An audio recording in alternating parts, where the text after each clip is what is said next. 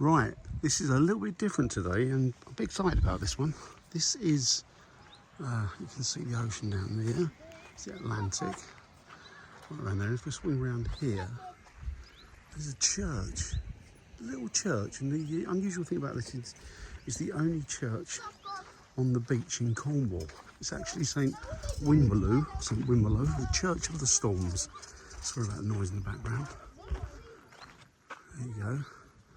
And I believe it's sort of 15th and 16th century. It goes back further than that. You're looking, goes back to the 1300s, I believe, so possibly 13th or 14th century. And it's just an amazing place, absolutely stunning. Sort of give you a view of the coast. Let's go inside. So just have a look at these old stones here. And there's one I saw recently, which actually I found pretty cool. And it is of a chap called, or a lady called Jane, and she was the wife of a chap called William Cornish. So Jane and William Cornish, which is quite apt for the area in Cornwall. You can hear the sea in the background maybe. So it's just beautiful. It's just a lovely, lovely little church. And I believe that there used to be a sacred well here, a holy well or a sacred well. And so this was a sacred place. Still is a sacred place. It's been a sacred place for a very long time. So let's go inside, shall we? Let's get an idea of how stunning is that. Look at that. Just stunning. This is weather beaten.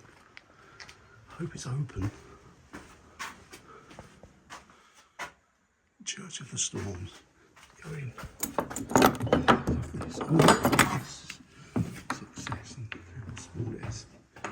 It's a tiny, ancient font, possibly Norman.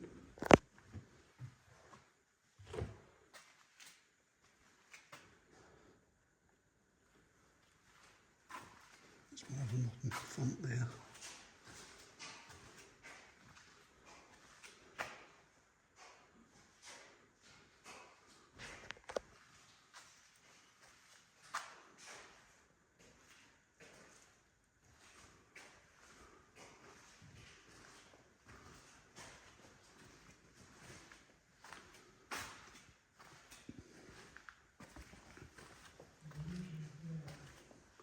It's going to be a short and sweet one, this. It's only a tiny little building. It's a medieval carving.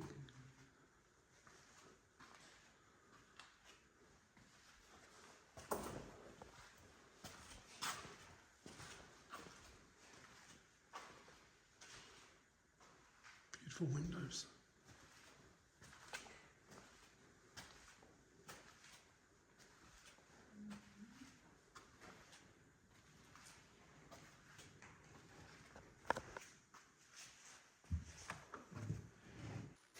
So like I say, 16th, 15th century with sort of 13th, well maybe, 14th century. The nave, I believe, is 1300s, so 14th century. So again, there's medieval adages and what have you to it. I'll show you the vaulted ceiling. It's absolutely stunning. I'll show you it.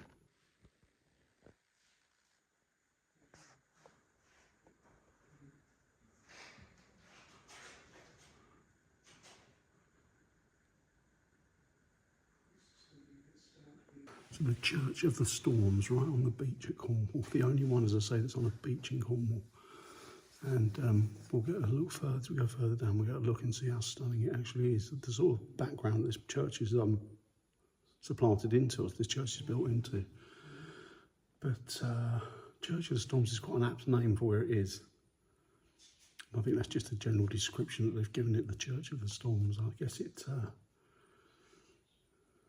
it would have been great solace for the seafarers of the day, those that got lost or lost loved ones at sea. But the whole of the culture of this part of Cornwall, in fact most of Cornwall, but just for example this part of Cornwall is entrenched in the sort of eking a living out of the oceans, whether it be as a sailor or a fisherman or whatever. This is how they would have earned their living back in the day. Not so much now.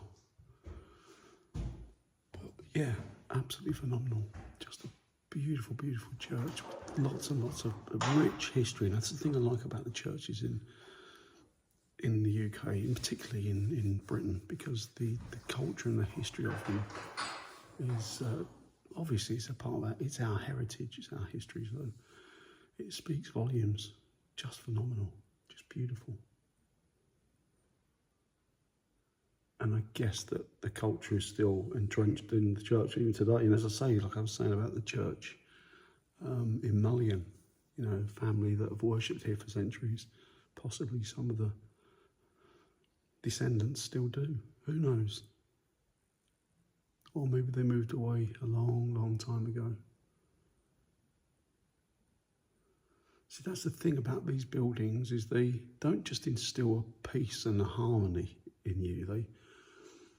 They throw you back to a time beforehand, you know, to ancestral times. You think about those that came before you, which is a great thing. It's like a homage to them, in my opinion.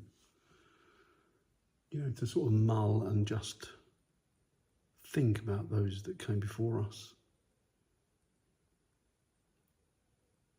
And of course, their history, or their life, is now our history.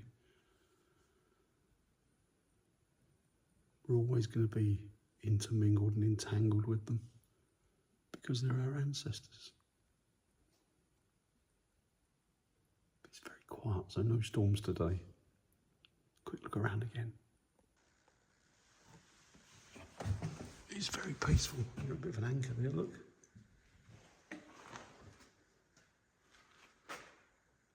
Pointing.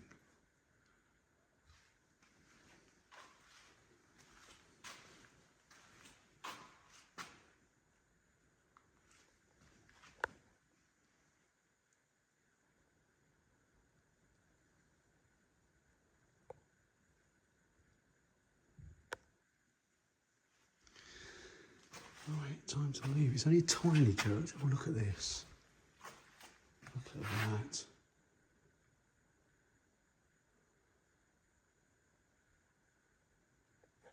Just stunning.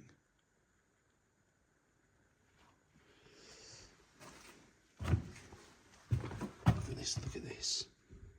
Isn't that cool? I love this sound. You know I love this sound, guys. Oh, I love that sound. I have to be careful to close this one out because I don't want birds going in there.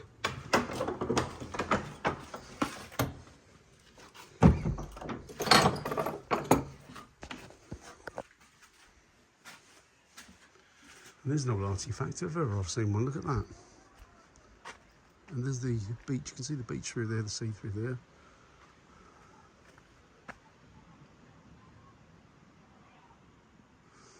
Oh, to commemorate the fun of the fair held annually on Church Cove Beach between 1920 and 1938 by Hilda Roberts and Hilda Field to raise money for pews. That's a nice little bit of social history. Whole family there, look at that.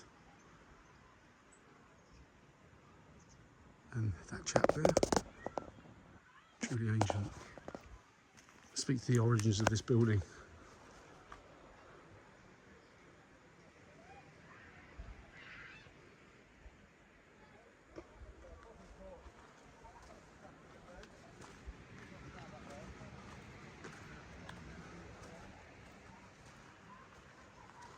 I don't know what that is, but it's very ancient. I guess that could even be Celtic in origins, or origin I should say. Who knows? The thing I noticed with the churches here in Cornwall, there's very little information on the history of them. Normally you can pick up a pamphlet or a leaflet, which is I like to do, and it gives you a potted history of the overall history of the church. But no, not here, sadly. Right, so that's the view there. We'll walk down and see where the kids are, and we'll get a view of the beach and the ocean.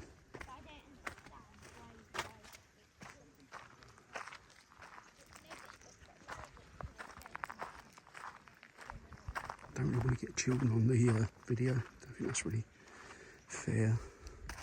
So we just do a quick sweep, show the ocean, and I'll stop it.